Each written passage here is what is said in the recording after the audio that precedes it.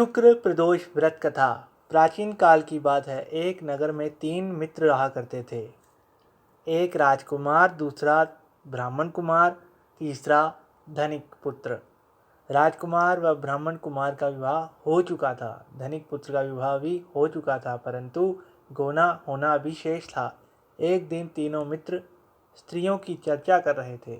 ब्राह्मण कुमार ने स्त्रियों की प्रशंसा करते हुए कहा, नारीहीन घर भूतों का डेरा होता है। धनिक पुत्र ने यह सुना तो तुरंत ही अपनी पत्नी को लाने का निश्चय किया। माता पिता ने उसे समझाया कि अभी शुक्र देवता डूबे हुए हैं, ऐसे में बहू बेटियों को उनके घर से विदा करवा लाना शुभ नहीं होता। किंतु धनिक पुत्र नहीं माना और ससुराल जा पहुंचा। ससुराल में भी उसे रोकने की बहुत कोशिश की गई, किंतु वह नहीं माना और जिद करने लगा। माता पिता को विवश होकर अपनी कन्या की विदाई करनी पड़ी। ससुराल से विदा हो पति पत्नी नगर से बाहर निकले ही थे कि उनकी बैलगाड़ी का पहिया अलग हो गया और एक बैल की टांग टूट गई। दोनों को काफ़ी चोटें आईं, फिर भी वे आगे बढ़ते रहे। कुछ दूर जाने पर उनकी भेंट डाकुओं से हो गई।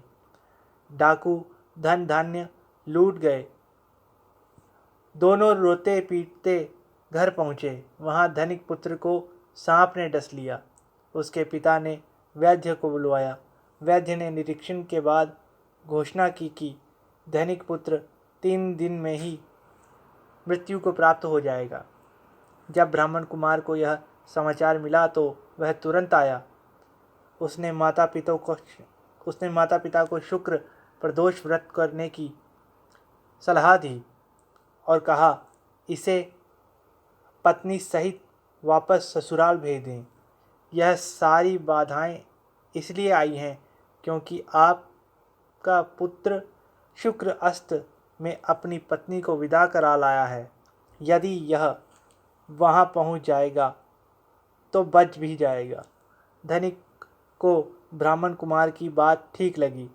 उसने वैसा ही किया। ससुराल पहुँचते ही धनिक पुत्र की हालत में सुधार आया और वह स्वस्थ हो गया। शुक्र प्रदोष के महात्म्य से सभी घोर कष्ट टल जाते हैं। इसलिए कभी भी शुक्र अस्त में नारी को उसके मायके से विदा नहीं